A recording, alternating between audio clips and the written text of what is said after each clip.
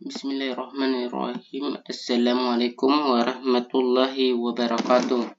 Perkenalkan, nama kami Aan Prayuda dari Universitas Negeri Makassar, Prodi Akuntansi Terapan, kelas B, angkatan 2022. Baiklah, pada kesempatan kali ini saya akan menjelaskan tentang perlindungan konsumen.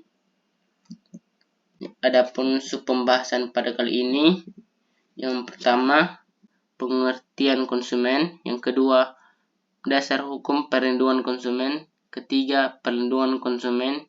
Yang keempat, asas dan tujuan perlindungan konsumen. Yang kelima, hak dan kewajiban konsumen. Yang keenam, dan yang terakhir yaitu prinsip-prinsip perlindungan konsumen.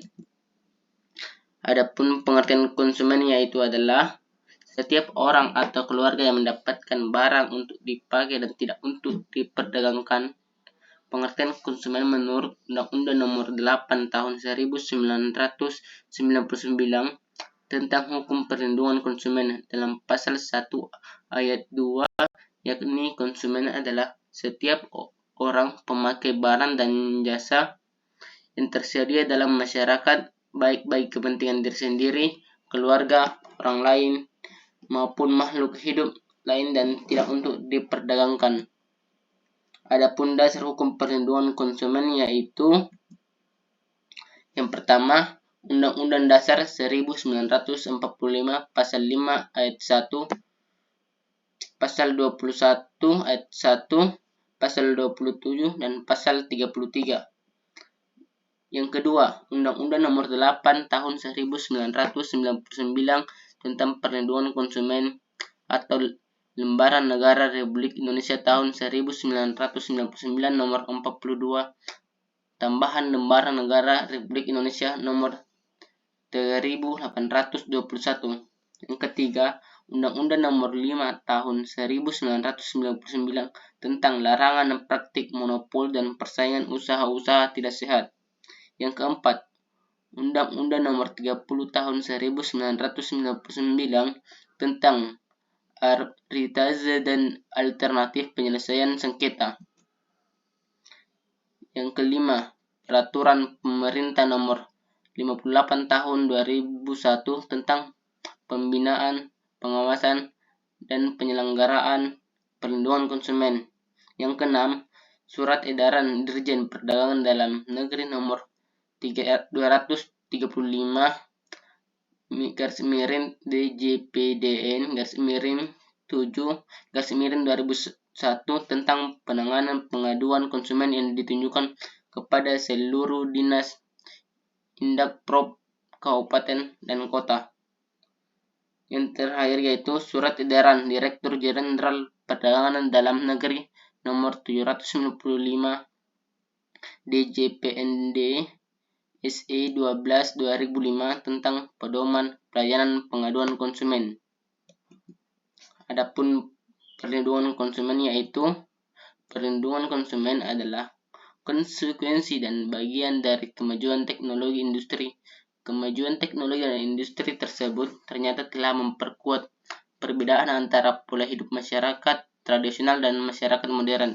Masyarakat tradisional dalam memproduksi barang-barang kebutuhan konsumen secara sederhana dan hubungan antar konsumen dan masyarakat tradisional relatif masih sederhana, di mana konsumen dan produsen dapat bertatap muka secara langsung.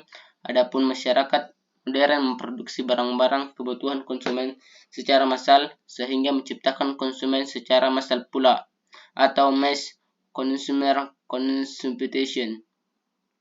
Akhirnya, hubungan antara konsumen dan produsen menjadi rumit, di mana konsumen tidak mengenal siapa produsennya, demikian pula sebaliknya.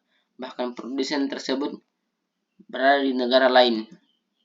Yang keempat, asas dan tujuan perlindungan konsumen. Adapun asas perlindungan konsumen yaitu yang pertama, asas manfaat dimaksudkan untuk mengamatkan bahwa segala upaya dalam menyelenggarakan perlindungan konsumen harus memberikan manfaat sebesar-besarnya bagi kepentingan konsumen dan pelaku usaha secara keseluruhan. Yang kedua, asas keadilan dimaksudkan agar partisipasi seluruh rakyat dapat diwujudkan secara maksimal dan memberikan kesempatan kepada konsumen dan pelaku usaha untuk memperoleh haknya dan melaksanakan kewajibannya secara adil. Yang ketiga, asas keseimbangan dimaksudkan untuk memberikan keseimbangan antara kepentingan konsumen, pelaku usaha, dan pemerintah dalam arti material dan spiritual. Asas keamanan dan keselamatan konsumen dimaksudkan untuk memberikan jaminan atas keamanan dan keselamatan kepada konsumen dalam penggunaan, pemakaian, dan pemanfaatan barang dan atau jasa yang dikonsumsi atau digunakan. Yang kelima, asas kepastian hukum dimaksudkan agar pelaku usaha maupun konsumen menaati dan memperoleh keadilan dalam menyelenggarakan perlindungan konsumen secara negara menjamin kepastian hukum. Adapun tujuan dari perlindungan konsumen yaitu 1. Meningkatkan kesadaran, kemampuan, dan kemandirian konsumen untuk melindungi diri.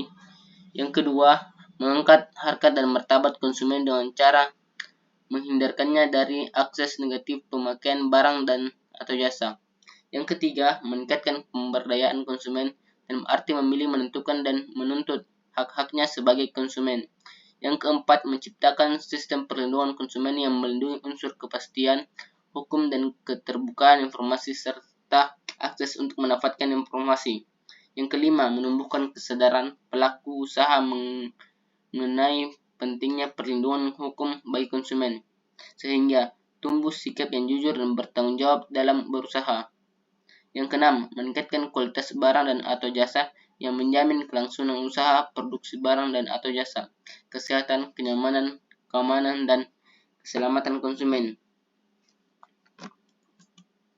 Adapun hak dan kewajiban konsumen haknya yaitu hak atas kenyamanan, keamanan, dan keselamatan dalam mengkonsumsi barang dan atau jasa.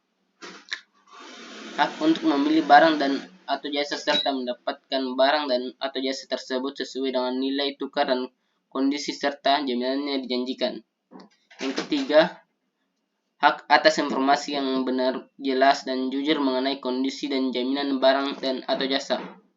Yang keempat, hak untuk didengar pendapat dan keluhannya atas barang dan atau jasa yang digunakan. Yang kelima, hak untuk mendapatkan advokasi, perlindungan, dan upaya penyelesaian sengketa perlindungan konsumen secara patut. Yang keenam, hak untuk mendapatkan pembinaan dan pendidikan konsumen.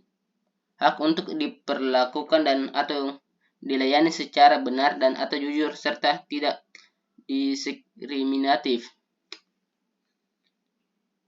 Hak untuk mendapatkan kompensasi ganti rugi dan atau perjanjian apabila barang dan atau jasa yang diterima tidak sesuai dengan perjanjian atau tidak sebagaimana mestinya. Yang terakhir yaitu hak yang mengatur dalam ketentuan peraturan perundang-undangan lainnya.